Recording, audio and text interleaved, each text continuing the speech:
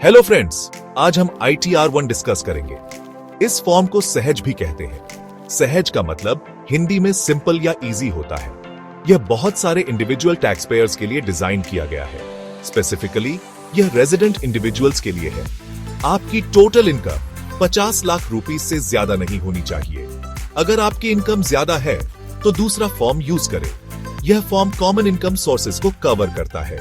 यह सैलरीड लोगों के लिए टैक्स फाइलिंग इजी बनाता है।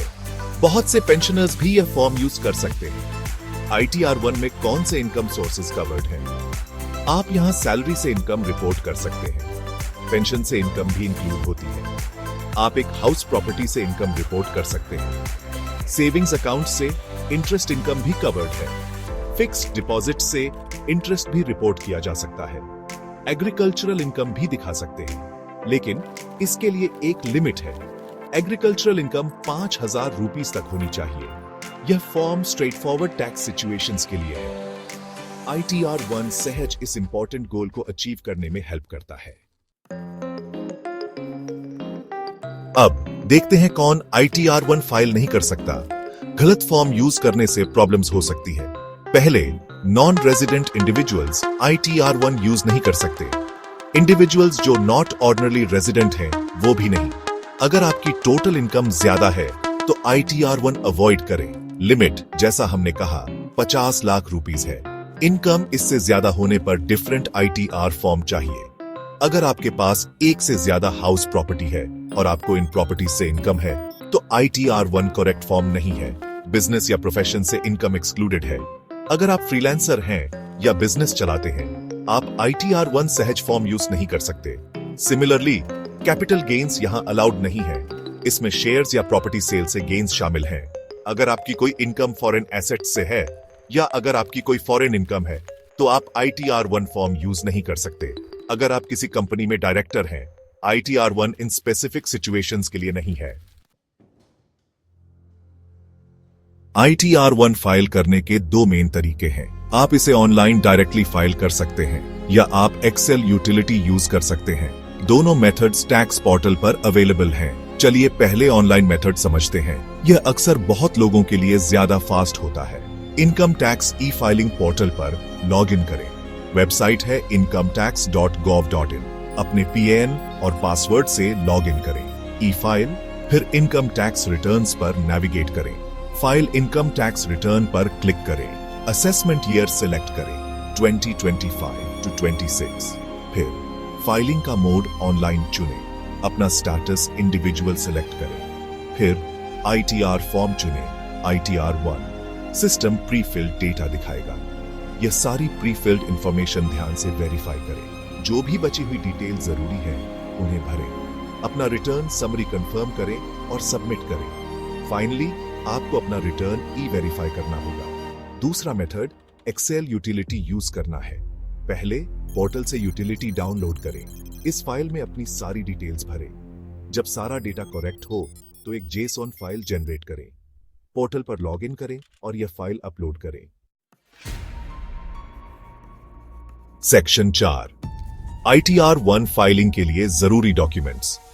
ITR1 स्मूथली फाइल करने के लिए डॉक्यूमेंट्स तैयार रखें। ये पेपर्स पास रखने से बहुत टाइम बचता है। चलिए सबसे इंपॉर्टेंट डॉक्यूमेंट्स लिस्ट करते हैं। पहले, आपका PAN कार्ड बिल्कुल एसेंशियल है। आपका आधार कार्ड भी बहुत इंपॉर्टेंट है। PAN को आधार से लिंक करना अब मैंडेटरी है।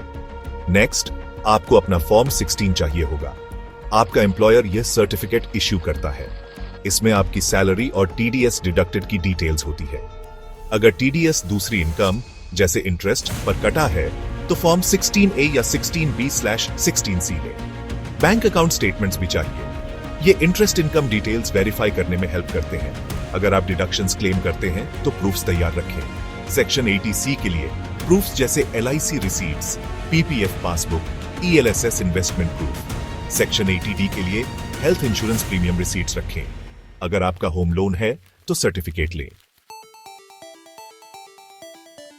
सेक्शन 5, FY 2024 to 25 के लिए ITR1 फाइलिंग डेडलाइन और लेट फीस। टैक्सेस के लिए डेडलाइंस समझना बहुत क्रूशल है। फाइनेंशियल ईयर जिसकी हम बात कर रहे हैं वो है FY 2024 to 25। यह पीरियड अप्रैल 1, 2024 से शुरू होता है और मार्च 31, 2025 को खत्म होता है। ITR 1 फाइल करने की ड्यू डेट इंपॉर्टेंट है। इंडिविजुअल्स जिन्हें टैक्स ऑडिट की जरूरत नहीं, उनके लिए डेडलाइन यूजुअली जुलाई 31 होती है। तो AY 2025-26 के लिए यह जुलाई 31, 2025 है। हमेशा इससे बहुत पहले फाइल करना बेस्ट होता है। लास्ट डेट का इंतजार करने से इश्यूज हो सकते हैं। अगर आप डेडलाइन मिस करते हैं तो क्या होता है? लेट फाइलिंग के कॉन्सिक्वेंसेस होते हैं।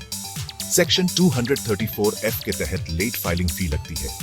अगर आप जुलाई 31, 2025 के बाद लेकिन दिसंबर 31, 2025 से पहले फाइल करते हैं तो लेट फी 5,000 रुपीज है। अगर आपकी टोटल इनकम 5 लाख रुपीज से ज्यादा नहीं है तो लेट फाइलिंग फी कम हो जाती है। फीस के अलावा सेक्शन 234A के तहत इंटरेस्ट भी चार्ज होता है। सेक्शन 6 ITR 1 फाइल करते समय बचने वाली कॉमन मिस्टेक्स। ITR फाइल करना ITR 1 के साथ इजी लग सकता है, लेकिन कुछ कॉमन मिस्टेक्स हो सकती है। पहले, इंश्योर करें कि आप करेक्ट ITR फॉर्म चुनें। गलत फॉर्म यूज करने से रिटर्न डिफेक्टिव हो जाता है। हमेशा प्री फिल्ड इंफॉर्मेशन वेरीफाई करें। Online portal pre filled data देता है। इसे अपने डॉक्यूमेंट्स जैसे फॉर्म 16 और बैंक स्टेटमेंट से क्रॉस चेक करें। इनकरेक्ट पर्सनल डिटेल्स एक और कॉमन एरर है। अपना PAN, Aadhaar, date of birth check करें। ऑल्सो इंश्योर करें बैंक अकाउंट डिटेल्स करेक्ट है। सारे सोर्सेज ऑफ इनकम रिपोर्ट ना करना एक बड़ा इश्यू है। बहुत लोग सेविंग्स अकाउंट्स या फिक्स्ड डिपॉजिट से इंटरेस्ट इंक्लूड करना भूल जाते हैं। छोटी अमाउंट्स की इनकम भी रिपोर्ट करनी चाहिए। Tax authorities unreported income detect कर सकती है।